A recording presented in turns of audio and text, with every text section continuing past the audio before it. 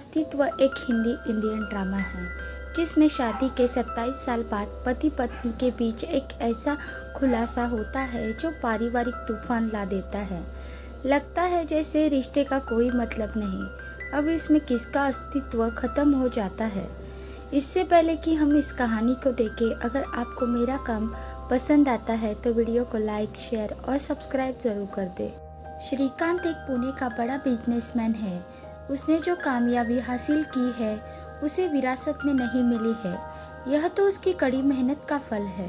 काम के लिए दिन रात एक करने का नतीजा है। पहले किसी प्राइवेट कंपनी में मामूली सा काम करता था, किराए के मकान में रहता था, पर अपनी मेहनत और लगन से आज वो एक बड़ी कंपनी का मालिक बन गया है। यह कंपनी उसकी खुद की है, जिस पर उसे बड़ा गर्व है। आज जब वो अपनी उम्र की ढलान पर है, उसे बड़ा सुकून है कि उसने एक कामयाब जिंदगी हासिल की है। एक प्यार करने वाली खूबसूरत पत्नी है, एक बेटा है जो उस पर ही गया है, बड़ा मेहनती है और तेजी से बिजनेस का काम भी सीख रहा है। एक ही औलाद है और वह सब कुछ उसकी बातें मानता है। एक दिन उसे उसके जिगरी दोस्त डॉक्टर रवि बापट का फोन आता है। प्रॉपर्टी से जुड़े किसी मामले के लिए वो पुणे आया हुआ है। वैसे श्रीकांत बिजनेस और मुनाफे में कभी समझौता नहीं करता है, पर आज जब उसे पता चला कि उसका दोस्त गोवा से आया है, उसने अपने सारे मीटिंग कैंसिल करवा दिए और रवि से फ़ोन पर जिद करने लगा कि वह उससे मिलने उसके घर आए। दोपहर का खाना वो साथ ही खाएंगे। रवि बापट पेशे से एक डॉक्टर है। थोड़े समय पहले ही उसने एक महिला मेघा से शादी की है। 2 साल पहले भी वो हिमालय ट्रेकिंग के दौरान मिले थे। वह एक तलाकशुदा महिला है, 2 बेटियां हैं, एक इंडिपेंडेंस महिला है, अपना बुटीक चलाती है। इतना होने के बाद भी उसके दोस्त ने उसे हमसफर बना दिया है। देखते देखते बातचीत में महफिल बन गई। दोपहर में शराब का दौर शुरू हो गया। इधर दोनों बिछड़े हुए दोस्त बातें कर रहे थे। दूसरी तरफ मेघनाथ, श्रीकांत की पत्नी आदिति भी एक दूसरे से बातचीत करने लगे। मेघा जितनी इंडिपेंडेंस है, आदिति इसके ठीक उलट है। आदिति को तो यह जानकर हैरानी होती है कि मेघा का अपना बिजनेस है। मेघा ने आदिति को भी सलाह दी कि उसे भी कोई ना कोई काम जरूर करना चाहिए। यही पुरुषों के बने चंगुल से निकलने का सबसे अच्छा तरीका है। कम से कम अपने सेल्फ रिस्पेक्ट को तो किसी के सामने गिरवी तो नहीं रखना पड़ता है। थोड़ी देर में श्रीकांत का बेटा अनिकेत अपनी मंगेतर रेवती के साथ वहां आता है। बातें करने पर पता चलता है कि रेवती भी मेघा की तरह आजाद ख्यालों की है। खुद एक नौकरी करती है और अपने ससुर की कंपनी में हरगिज काम नहीं करना चाहती है। यह उसे अपनी आज़ादी को खोने का डर है। श्रीकांत का मानना है कि कमाने के लिए हस्बैंड तो है, फिर औरतों को काम करने की क्या जरूरत है और हमें किस बात की कमी है जो भला औरतों को काम करने दे। अच्छा थोड़ी लगता है। आज तक उसके खानदान में किसी औरत ने पैसों के लिए काम नहीं किया है। जब वह बात कर रहे थे, उनका नौकर एक चिट्ठी लेकर आता है। यह चिट्ठी आदिति के नाम पर है। कई सालों में ऐसा पहली बार हुआ है जब आदिति के नाम पर कोई चिट्ठी आई हो। जब श्रीकांत इस चिट्ठी को पढ़ता है तो उसे बड़ी हैरानी होती है। इसमें एक वसीयत है। एक आदमी है, मल्हार कामत, जो सारी जायदाद उसकी पत्नी आदिति के नाम कर दी है। कुल मिलाकर यह करोड़ों की संपत्ति है। आखिर यह मल्हार कामत कौन लगता है? आदिति का कोई रिश्तेदार होगा, लेकिन ऐसा नहीं है। पूछने पर आदिति बतलाती है कि मल्हार कामत बरसों पहले उसे म्यूजिक सिखाया करता था। लेकिन आखिरकार कोई भी आदमी किसी को अपनी सारी संपत्ति क्यों देगा, जब तक कि उनके बीच कोई गहरा रिश्ता ना हो। अगर मल्हार कामत का कोई रिश्तेदार न होता तो वो आदमी चैरिटी में दान करता। पर इतनी सी बात भी श्रीकांत के समझ में नहीं आई। वह तो पागलों की तरह हंसने लगा, जैसे खुशी के मारे नाच रहा हो, मानो उसे कोई लॉटरी लगी है। उसे तो केवल पैसे घर आते देख रहे हैं। लेकिन डॉक्टर रवि बापट और उसकी पत्नी मेघा को कुछ गड़बड़ लगती है। कल शायद शराब की नशे में श्रीकांत को बात समझ में न आई हो, लेकिन आज सुबह वह अपनी पत्नी को पूछता है कि वह उस आदमी मल्हार कामत को जानती है। तब उसे याद दिलाती है कि शादी के बाद कुछ दिनों तक उसने म्यूजिक सिखाया था। श्रीकांत को याद आता है कि ये वही आदमी था जो अपने बेटे अनिकेत को बार बार देखने आया करता था और गिफ्ट में एक सोने का कड़ा भी दिया था। इसके बाद तो अदिति ने भी संगीत सीखना बंद कर दिया था। वह पूछता है कि क्या बाद में वह उससे मिला था क्या?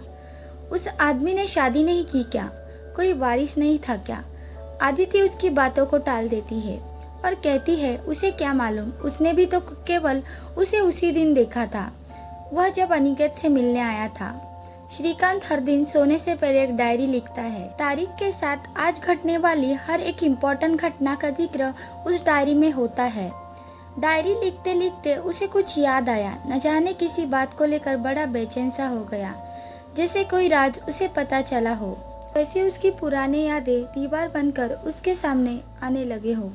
जब उसने अपनी कंपनी शुरू नहीं की थी, वह काम से अक्सर बाहर जाया करता था। उसी समय अदिति ने भी संगीत सीखना शुरू कर दिया था। एक दफा उसने उससे मुलाकात भी की थी। तब वह अदिति की बड़ी तारीफ कर रहा था। जल्दी अदिति प्रोफेशनल सिंगर बन जाएगी, लेकिन तब उसने इसको शौक तक ही सीमित रखने की सलाह दी। अगले दिन वह बड़ी हड़बड़ी में ऑफिस के लिए निकलता है। नाश्ता तक ठीक से नहीं किया, जैसे दिमाग में कुछ और बात चल रही हो। ऑफिस पहुंचने पर उसने सेक्रेटरी से कह दिया कि वह जरूरी काम में व्यस्त है, कुछ घंटे के लिए उसे कोई डिस्टर्ब ना करे। असल में श्रीकांत घर से अपनी पुरानी डायरी साथ लेकर आया है। वह इसमें हर वह बात ढूंढना चाहता है जो उसने मल्हार कामत और अपनी पत्नी अदिति के बारे में लिखी है। उसके दिमाग में एक खास तारीख घूम रही है, 3 अप्रैल 1974। इस दिन उसके बेटे अनिकेत का जन्म हुआ था। इस तारीख से 8 महीने पहले वह नाइजीरिया के तौर पर था। जब वापस आया तो अदिति बड़ी उदास थी और उससे कुछ जरूरी बात करना चाहती थी। उसने 25 साल पहले की सारी घटना डायरी में पूरे डिटेल्स के साथ लिखी थी। तब उसे लगा था कि अदिति इसलिए उदास है क्योंकि वह उसकी वेडिंग एनिवर्सरी मिस कर गया है। उस दिन घर में मौजूद नहीं था और जब वो नाइजीरिया से वापस आ गया तब अदिति ने उसे यह भी बताया था कि उसने म्यूजिक सीखना बंद कर दिया है। उसे अब समझ में आने लगा कि उसका बेटा अनिकेत असल में उसका बेटा नहीं हो सकता, क्योंकि जब वो नाइजीरिया से वापस आया उसके कुछ ही दिनों बाद अदिति ने उल्टियाँ शुरू कर दी थी। उसने बताया था कि उसका पीरियड मिस हो गया है। श्रीकांत गुस्से में ऑफिस से निकलते हुए घर पहुंचता है और अपनी डायरी के रिकॉर्ड दिखाकर अदिति से सब कुछ पूछता है। बात पुरानी थी, तब अगर अदिति चाहती हो तो उसे बातों में घुमाकर उलझा भी सकती थी, लेकिन उसने श्रीकांत के सामने सब कुछ सच सच उगल दिया और कहा कि अनिकेत मल्हार कामत का बेटा है। यह बात सुनते ही श्रीकांत ने अदिति को एक उल्टे हाथ का झापड़ लगाया और बिना कुछ कहे वहां से चला गया। उसने तो बड़ा ड्रामा करने का पहले ही सोच लिया था। उसने अपने जिगरी दोस्त रवि बापट को अपने घर बुलाया और सबके सामने उसने तमाशा करना शुरू कर दिया। भला ऐसा करता भी क्यों नहीं? उसके साथ इतना बड़ा धोखा जो हुआ था। वह अदिति से कहता है कि उसे सबके सामने सच बताना होगा। वह रिक्वेस्ट करती है कि यह घर का मामला है, इसे आपस में ही सुलझा जा सकता है, पर आज वह पूरे जोश में था, आसानी से नहीं मानेगा। मजबूरन सबके सामने उसे सारी बात उगलनी पड़ती है। बताने लगी कि तब श्रीकांत एक कंपनी में काम किया करते थे। इतने व्यस्त रहा करते थे कि शादी के 2 साल बीतने के बाद भी मुश्किल से 2 महीने ही घर में रह सकते थे। तब उसे हमेशा अकेलापन खटकता था। एक दिन उसकी बहन और उसके पति कुछ दिनों के लिए उसके पास आए। वो दोनों इतने करीब थे कि उनका प्यार देखकर मुझे भी प्यार की कमी महसूस होने लगी। वह क्या करती, भरी जवानी उसे सता रही थी। कुछ दिनों बाद जब वो उसने म्यूजिक सीखने की सलाह दी, तब वह धीरे धीरे मल्हार कामत के नज़दीक आने लगी। गलती से जब भी वह उसे छू लेता तो उसका अच्छा लगता था, शरीर कांपने लगता था। उसका चेहरा कामत के लिए खुली किताब थी, वह सब कुछ पढ़ सकता था।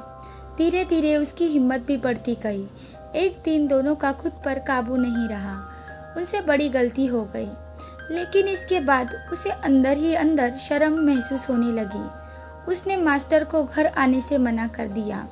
तब उसने सोचा था कि अपनी गलती के बारे में श्रीकांत से बात करेगी, पर उसकी बहन ने उसे ऐसे करने से मना कर दिया और कहा कि उसे क्या लगता है श्रीकांत उसे कभी माफ़ करेगा, इसलिए खामोश रही। पर जब वो प्रेग्नेंट हो गई तब उसने अपनी भूल के बारे में श्रीकांत को साफ साफ बताना चाहा। लेकिन जब उसने अपने प्रेगनेंसी के बारे में उसे बात की तब मेरी बात सुनकर वो बड़े खुश हो गए। उन्हें लगा ही जैसे अपना ही बच्चा होने वाला है, घर में नया मेहमान आने वाला है, इसलिए तब मैं खामोश रही। इसलिए जब अनिकेत पैदा हुआ तब मल्हार कामत उसे देखने आया करता था। इसके बाद उसने कभी उससे मुलाकात नहीं की। जब उसने सारी कहानी सबके सामने बतला दी, श्रीकांत से ज़्यादा गुस्से में तो उसका बेटा अनिकेत था। उसने अपनी माँ को जी भर के गालियाँ दी, उसे एक वेश्या तक कहा, जबकि वह इस मल्हार कामत का ही बेटा था और इस गलती के कारण ही उसका इस दुनिया में अस्तित्व था। श्रीकांत भी कहता है कि उसको पूरी दुनिया नामत समझेगी। वह तो पूरी कहानी सुनने के बाद उसे तलाक देना चाहता है, उसकी शक्ल तक नहीं देखना चाहता है। हालांकि उसका दोस्त रवि बापट उसे सलाह देता है, उसे समझाता है कि उसे अदिति को माफ कर देना चाहिए, क्योंकि अगर वो चाहती तो सारी बात छुपा सकती थी, पर उसने सब कुछ सच सच बता दिया। आखिर उसने भी मेघा से शादी की है, उसकी दो बेटियां हैं। इसके बावजूद वह उससे प्यार करता है। आखिर में प्यार ही मायने रखता है, लेकिन श्रीकांत ऐसा नहीं कर सकता। अदिति ने उसे धोखा दिया है, उसके पीठ पीछे गलत काम किए हैं। तब उसका दोस्त रवि उससे कहता है कि उसने भी तो कई लड़कियों के साथ अपने अफेयर की बात उससे की थी, क्या उसने तब अदिति को चीट नहीं किया था? तब श्रीकांत कहता है कि वह एक मर्द है और हाँ, उसे उस लड़कियों से कोई बच्चा पैदा नहीं हुआ था। दोनों बाप बेटे अदिति को घर से निकाल देना चाहते हैं। श्रीकांत ने अनिकेत को कैसे एक्सेप्ट कर लिया, शायद इसलिए है कि वह अपनी माँ से भी उससे भी ज़्यादा नफरत करता है। लेकिन जाने से पहले अदिति ने श्रीकांत से कहा कि वह उसकी एक गलती के लिए उनके 27 साल के बने रिश्ते को तोड़ रहा है। क्या उसने कभी यह सोचा है कि अगर उस दिन वह मल्हार कामत के साथ नहीं सोती तो आज वह उसे बांझ कर कर बुला रहा होता? इन 27 सालों में उसे और कोई बच्चा क्यों नहीं हुआ? तुमने कभी सोचा है इस बारे में? जिस मर्दानगी की चिंता है, क्या वह उसमें खरा उतरता है? श्रीकांत को लगा था कि जब वह उसे तलाक की बात करेगा तो अदिति रोएगी, उसके पैरों पर गिरकर गिड़गिड़ाएगी, लेकिन ऐसा असल में कुछ नहीं हुआ।